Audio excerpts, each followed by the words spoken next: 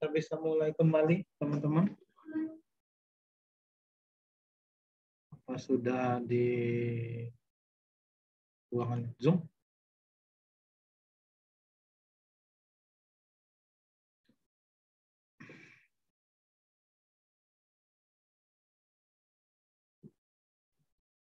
Baik, yang lain bisa mengikuti ya.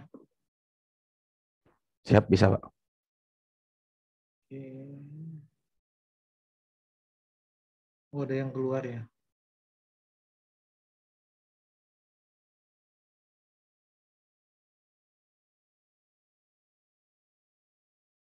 Ilham keluar tadi. Oke, pertemuan kedua ini terkait dengan gambaran umum konsep strategi bisnisnya. Jadi, dan implikasinya kepada strategi ASIT. Seperti yang saya sampaikan tadi bahwa kita sudah berbicara tentang strategi secara umum, implikasinya atau implementasinya pada strategi ASIT itu bagaimana. Jadi coba kita lihat di pertemuan kedua ini.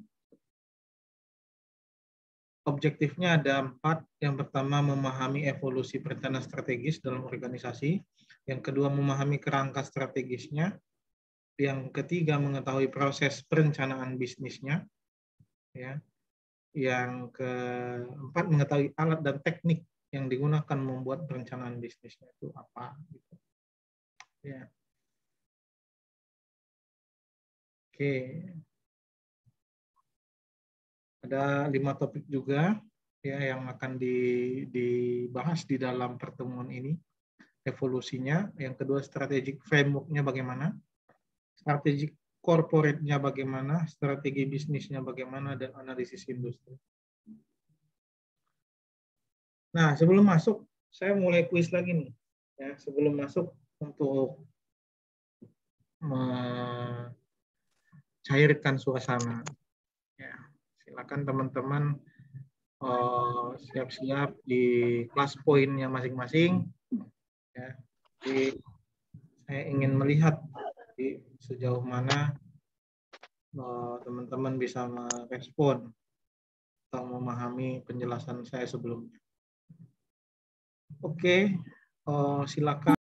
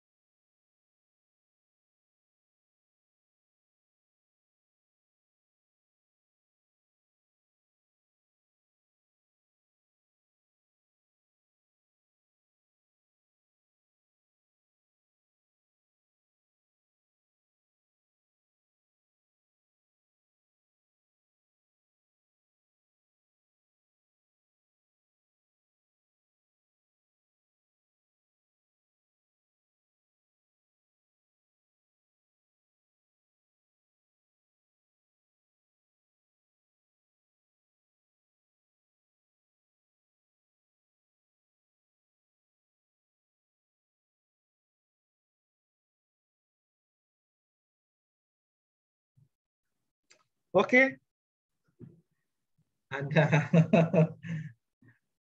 ada 2 pertanyaan, hanya 2 orang yang menjawab. Ya, ada yang terlambat ini kayaknya. Ada yang sudah jangan sampai mutung apa yang tadi minyak ya, Febra. Ya, jadi jawaban yang benar itu apa? Terlihat. Ya, jawaban yang benar itu adalah E. Ya, itu disebut sebagai manajemen information system. Ya, oke, saya insert dulu. Oke, leadernya ini yang jawab E, ini siapa nih? Ini ketahuan. Ya, Nurkansa. Memang top memang. Ya, terima kasih. Pemenangnya itu, Febran jawab juga. Salah. Itu karena sambil masak mie itu. Ini Yuli kenapa nggak jawab tadi ya? Ke Tadi udah jawab tapi nggak ditekan submit. Oke, itu belum jawab namanya. Ya, jadi saya ini aja sih, ini asik-asikan aja. Jadi sambil ya sedikit memancing ini kalian lah, pemahaman kalian ya. Oke, ini pemenangnya. Ini hadiahnya apa tadi?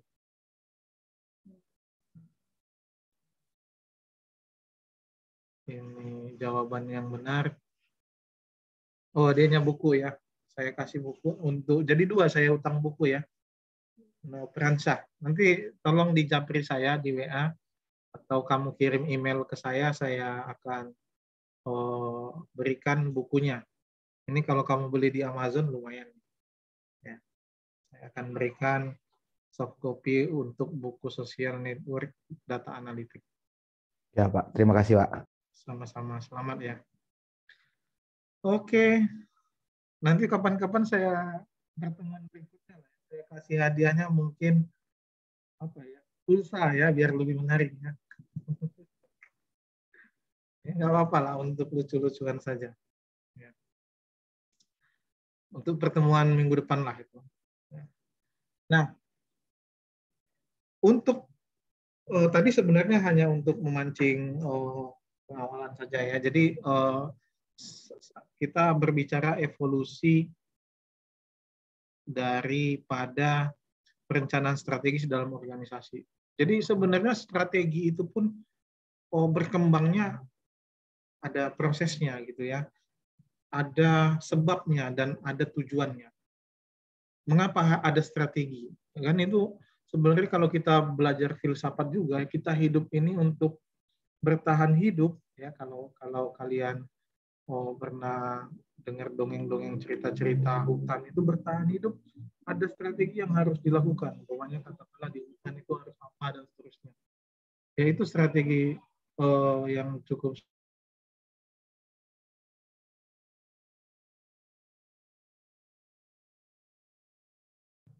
strategi untuk bertahan hidup, katakanlah di hutan. Kalau anak pramuka biasanya tuh ada tuh pelajarannya ya.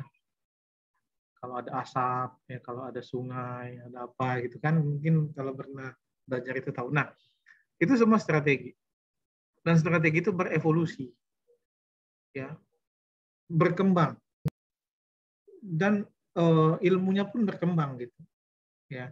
Jadi strategi IS yang harus dikembangkan dalam konteks penilaian strategis perusahaan dan bisnisnya. Jadi, nah ini saya katakan tadi, kenapa strategi teknologi dan sistem informasi berkembang untuk memenuhi kebutuhan dari perusahaan atau bisnis. Ya, itu motivasinya. Nah, di mana pencapaian dari sebuah organisasi atau sasaran dari sebuah bisnis harus bisa memaksimalkan yang namanya ROI. Kalau ROI maksimal, keuntungan organisasi akan maksimal. Ya, keuntungan bisa saja dalam bentuk duit, bisa saja dalam bentuk aset, bisa saja dalam bentuk layanan dan seterusnya. Ya, return of investment adalah rasio, ya, probabilitas yang mengukur efisiensi sebuah investasi dan membandingkan laba bersih dengan total biaya atau modal yang diinvestasikan. Jadi teman-teman, katakanlah di imigrasi, untuk investasi teknologi itu apakah akan sebanding, ya, apakah akan sebanding dengan keuntungan yang akan didapat? Atau di kampus lah di tempat saya, apakah investasi IT, belanja IT, belanja sistem itu akan ROI-nya akan positif? Yang seperti apa? Sistem yang bagaimana? Teknologi yang bagaimana? ROI bernilai positif menunjukkan keuntungan, ya, sedangkan negatif artinya rugi. Jadi sederhananya ingin saya sampaikan bahwa strategi IS IT yang kalian buat itu harus sama dengan ROI positif, gitu ya. Jadi strategi IS IT sama dengan ROI positif. Artinya harus positif. Kalau ROI-nya negatif, berarti strateginya gagal, rugi. Ya. Jadi pembuktian yang harus kalian lakukan adalah ROI-nya harus positif. Mengaktifkan pengguna informasi secara strategis dapat menguntungkan dan menolak ancaman. Artinya apa? Strategi yang kalian buat pun gini, tidak hanya satu sudut pandang, tidak hanya membuat nilai-nilai kompetitif advantage, tidak hanya menginovasi, ya, tidak hanya melakukan akselerasi inovasi, ya, atau juga pokoknya yang positif untuk keunggulan, tetapi menahan ancaman itu juga bisa membuat nilai ROI-nya itu jadi positif. Logika sederhananya gini, ya, sederhananya gini.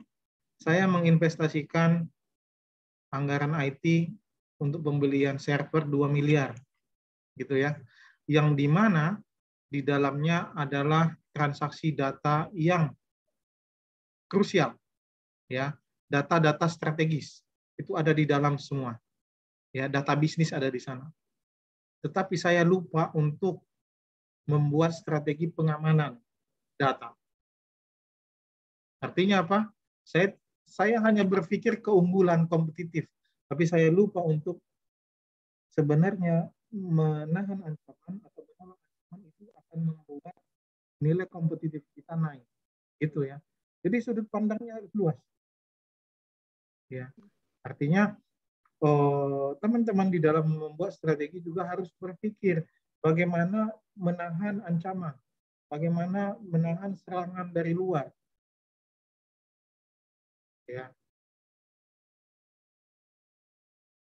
Karena sebagus apapun nilai kompetitif yang kita buat, kalau ancamannya kita tidak tolak, itu bisa hancur, bisa roboh, sama dengan nol. Berarti nilai investasinya sama dengan nol. Artinya ROI-nya akan negatif. Ya, jadi mari berpikir strategi itu tidak hanya satu sudut pandang, tidak hanya satu domain, ya, tidak hanya satu pola pikir saja, gitu. Ya, itu. Nah, kemudian ini prosesnya lah ya. Jadi silakan dibaca nanti di mana diawali dulu 1950-an dan seterusnya. Strategi itu dihitung untuk perubahan teknologi, ekonomi, politik, dan seterusnya. Nah, ada tingkat kematangan dari strategi, ya, di mana di fase pertama ini hanya strategi finansial saja, ya, budgeting, fokus budgeting, ya, fungsional. Di fase kedua, ya, ini sudah mulai forecasting based planning. Jadi fase pertama hanya ngomongin masalah financial planning. Ini yang saya katakan tadi, baru ngomongin untung rugi saja gitu. Di fase kedua, dalam kematangan strategi itu namanya forecast based planning, di mana kita sudah melakukan gap analysis dan static allocation resource. Ya, kita sudah tahu nih alokasi-alokasi sumber daya yang ada. Kemudian di fase ketiga, ini dikatakan external oriented planning. Ya, kita sudah melihat situasi analisis kompetitifnya, ya, kita sudah bisa membaca kompetitor, kita sudah melakukan evaluasi terhadap strategi yang ada dan pilihan-pilihan apa saja, kemudian dynamic allocations, jadi sudah lebih dinamis alokasi resource-nya. Artinya termasuk fasilitas dan sumber daya manusia yang ada di sana. Nah, kemudian di fase keempat, strategi itu dikatakan matang apabila sudah well defined, ya, strategic framework-nya sudah jelas, strategic fokus organisasinya sudah jelas, ya, thinking capability-nya, reinforcing management process, dan supportive value system. Ya, ini disebut sebagai fase yang create the future. Ya, ini yang disebut dengan create the future. Jadi teman-teman, kalau kita masih berada di level 1, kita belum bisa membuat strategi yang jangka panjang. Ini paling dalam 1 tahun saja. Ya. Ini yang saya katakan, create the future itu adalah goals di dalam pencapaian visi dan misi. Makanya dia biasanya 5 tahun, 10 tahun, 15 tahun, dan 20 tahun ke depan. Ya. Oke. Hubungan strategi dengan rencana, ini saya sarankan untuk dibaca sendiri. Ya, biar singkat. Ada 3 proses yang dilakukan di dalam pembentukan strategi: strategic thinking, strategic planning, dan opportunistic decision making. Ini dibaca saja. Nah, ini yang ingin saya gambarkan bahwa strategic framework yang tadi, katakanlah gini, ya, berarti kita sudah berbicara di sini ya, well-defined strategic framework, ya, sudah di create the future. Ya. Frameworknya gini, eksternal, ya, jadi strategic eksternal ini harus benar-benar kita perhatikan. Umpamanya masalah ekonomi, sosial, politik, ya, legal, ekologi, dan teknologikal. Itu menjadi aspek terluar yang akan kita perhitungkan. Ya, ini dibaca dari lingkungan. Kemudian di skup menengah ini ada yang resource group, ini artinya sumber daya, ya, pressure group, ya, pressure group ini adalah yang kemungkinan menjadi salah satu faktor yang harus kita perhitungkan di dalam menahan atau meng-create competitive advantage dan menahan ancaman. Yaitu bisa saja dari media, ya, shareholder, kompetitor, supplier, pemerintah, customer, dan seterusnya. Ya, stakeholders ini bisa saja menjadi bagian yang akan membantu kita dalam meng-create competitive advantage. Sedangkan pressure group ini juga menjadi bagian dari meng-create ancaman bagi kita. Ya, jadi sudut pandangnya seperti itu. Di mana di dalamnya organisasi ini berjalan, ya, mencapai tujuannya, ya, untuk mencapai tujuannya dan melihat, ya, where are we now, ya, melalui strength dan weakness-nya, apa kekuatan, apa kelemahan kita, kemudian future-nya bagaimana. Ini berarti mulai dari objektif sampai ini analisis saat ini, keadaan saat ini, kemudian identify the future, ini adalah goals kita ke depan. Ya, goals kita ke depan melalui proses-proses yang ada di dalamnya.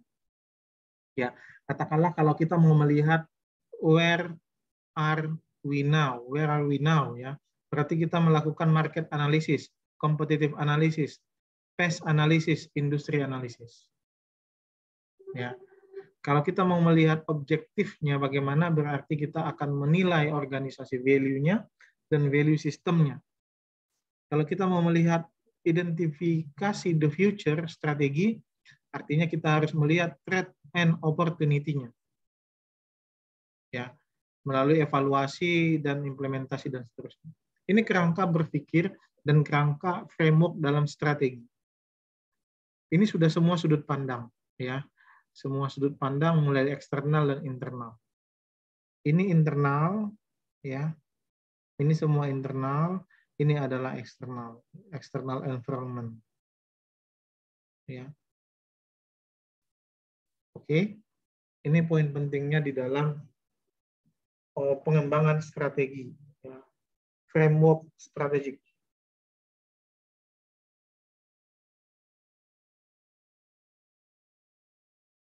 Luas, ya, jadi semua aspek kita hitung. Oke, sampai di sini ada yang mau ditanya nggak dalam framework ini? Pertanyaan gini, Pak, kalau tesis nih, kalau saya membuat tesis, membuat strategic plan, ISID strategic plan, apakah saya harus melakukan semua analisis? Ya, jawabannya tidak, ya, karena dalam tesis kan ada batas waktu juga. Kalian bisa mengambil bagian-bagian penting saja menurut kalian, menurut kemampuan sumber daya yang ada di kalian, ya, untuk meng-capture atau membuat strategi ini dalam satu potongan. Umpamanya katakanlah kalian hanya membuat strategi untuk public sector saja, gitu kan?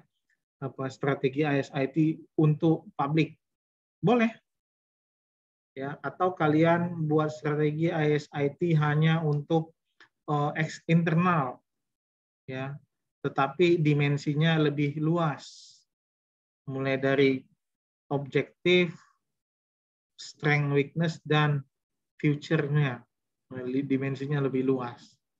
Berarti mulai dari saat ini yang akan dilakukan dan yang akan dicapai saat yang akan datang.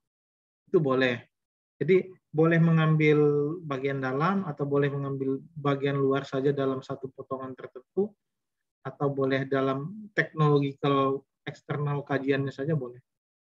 Ya. Tidak ada aturan yang harus membatasi bahwa semua framework ini harus dianalisis dalam satu fase analisis, enggak juga, ya. Jadi yang pentingnya saja. Oke, ini strategi korporat ada 3, nanti dibaca. Terakhir saya ingin zoom, saya ingin lompat ke ini kompetisi. Ini contoh strategi korporat dalam praktik nyata. Umpamanya yang horizontal integration itu adalah contoh Semen Gresik mengakuisisi Semen Padang dan Tonasa. Yang diversification itu Bank Rakyat Indonesia mendirikan asuransi jiwa Beringin. Ini contoh-contoh strategi korporat. Nah, oke, silakan masuk ke dalam kelas poin untuk pertanyaan terakhir dan sebagai kuis di pertemuan kedua. Ini pertanyaannya sudah bisa dilihat. Apa sebenarnya tujuan dari perumusan strategi? Izin Pak, saya tidak bisa masuk Pak. Tadi itu keluar komputer. Iya. Di kelas poinnya ya? Iya. Sebentar. Ini sudah ada ya? Sudah bisa zoom. Atau saya hapus dulu ya? Siap, Pak. Oke, silakan masuk lagi dengan kode ini. Masuk ke classpoint.apps, kodenya 66785. Masih belum bisa, Pak. Belum bisa? 66785.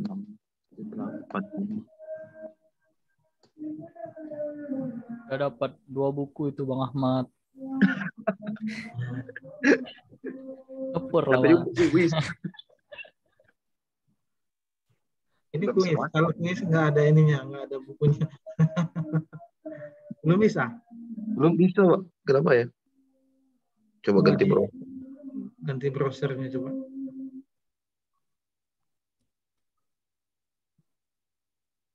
Plus. Oh, ya.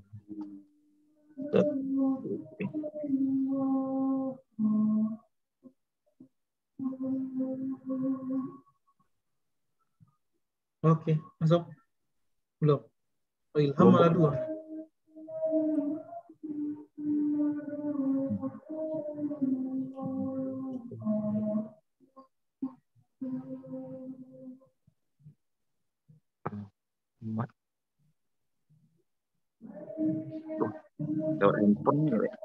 Bisa ya? Atau saya buat kode baru ya, ulang ya semua ya?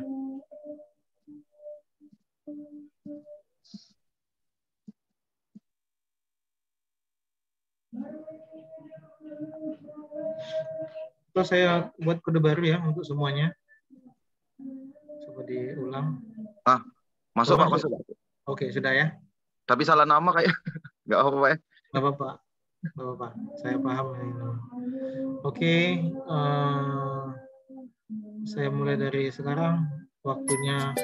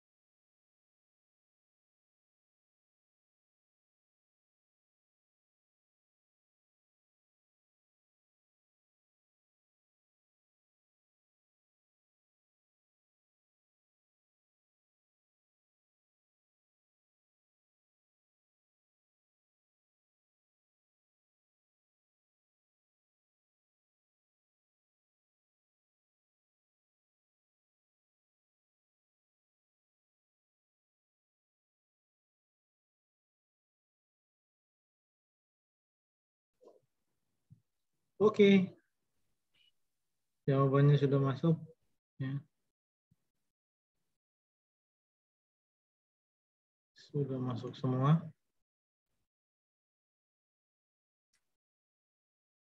Saya bacakan saja ya satu-satu. Jawaban Yuli, perumusan strategi bertujuan untuk menentukan suatu tindakan dalam mencapai target tujuan organisasi. Dalam realisasi perumusan strategi meliputi kegiatan pengembangan visi misi perusahaan, serta merumuskan strategi agar digunakan oleh perusahaan. Oke, ilham proses yang digunakan oleh para eksekutif senior mengevaluasi keunggulan kelemahan sehubungan dengan peluang dan ancaman. Kemudian memutuskan strategi yang menyesuaikan kompetensi inti perusahaan. Berat tujuan perumusan strategi adalah untuk menentukan suatu tindakan yang tepat diambil demi mencapai tujuan organisasi. Tujuan dari Ahmad Nofransah ini perumusan strategi ialah menjadi dasar dan teknis dalam pelaksanaan strategi. Perumusan strategi mencakup pengambilan keputusan, ini Rike, pengembangan tujuan, dan menghasilkan strategi alternatif. Oke, jawabannya bervariasi, tapi beberapa poin sama. Ya, saya masukin jawabannya ke dalam slide.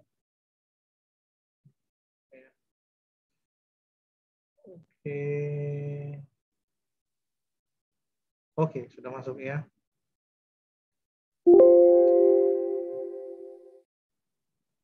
Apa sebenarnya strategi? Ya, semua jawaban sudah masuk. Jawabannya ada di sini. Ya. Poinnya sama, ya. Poinnya sama. Saya menganggap bahasanya saja yang berbeda, tapi konteksnya sama. Ya. Jawaban dalam konsep teorinya adalah ini nih. Ya. Perumusan strategi itu tujuannya adalah, ini tujuan goals-nya itu adalah agar produk mampu bersaing di pasar.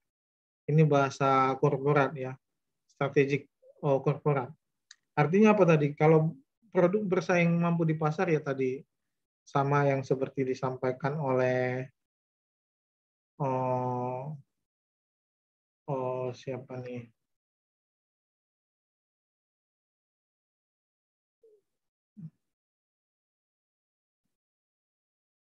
Ya Yuli umpamanya gitu ya, agar produk bisa bersaing di pasar. Artinya apa? Menentukan tindakan untuk mencapai target. Pastikan targetnya bisa menguasai pasar, kan intinya kayak gitu ujung-ujungnya. Ya, jadi jawabannya saya anggap semua benar. Ya. Oke, itu kuis kita pertemuan kedua ini sudah saya rekam. Kemudian yang lainnya saya pikir teman-teman bisa membaca ini secara komprehensif, ya, secara utuh. Tinggal sedikit lagi, tapi saya tidak meneruskan ya, karena ini sudah saya kasih contoh-contoh juga, sehingga nanti realisasinya bisa dilihat. Ya, kemudian teman-teman, ini saya save dulu sebentar, saya save. Ya, kemudian teman-teman tetap cek e-learning-nya ya. Di e-learning ini nanti ini bisa dikerjakan dalam 1 minggu inilah gitu ya. Tidak ada soal sih sebenarnya ya, tidak ada soal. Saya hanya kasih soal saat-saat kuis saja ya, saat kuis. Pertemuan 1, 2 ini nanti akan ada di sini. 3, 4, 5 itu sudah ada materi yang saya sampaikan. Dan ada diskusi. Ya, kalian coba nanti pada saat waktu-waktu luang saja, 1 minggu ke depan, ya, coba direspon saja diskusi saya. Itu sudah saya anggap hadir ya untuk 3, 4, dan 5. Ya. Oke, sampai di sini ada pertanyaan?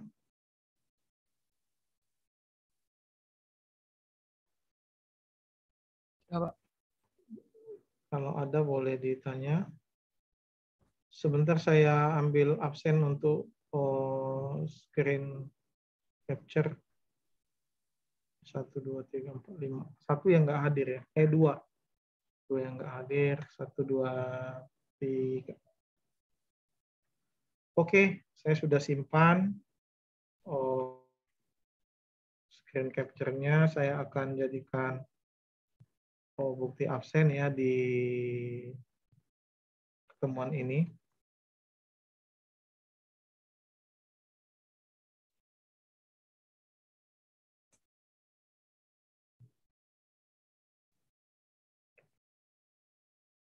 Ini pertemuan 14 Mei ya. Sorry.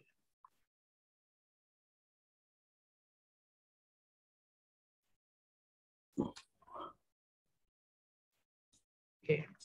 Mungkin saya cukupkan ya, teman-teman. Silakan dilanjutkan bacanya, boleh nanti. Tapi prinsipnya tadi sudah 2 materi saya sampaikan, dan saya berharap untuk forum yang ada di e-learning itu direspon sebisa waktunya saja. Dan nggak usah terlalu panjang-panjang. Evaluasi sama-sama. Mungkin saya pikir cukup. Terima kasih atas responnya. Alhamdulillah saya sangat senang sekali sore ini. Materi saya sudah bisa sampaikan dan teman-teman responnya sangat baik sekali. Itu saja. Terima kasih. Assalamualaikum warahmatullahi wabarakatuh. Waalaikumsalam warahmatullahi wabarakatuh. Terima kasih, Pak. Terima kasih, Pak. Terima kasih, Pak. Terima kasih, Pak.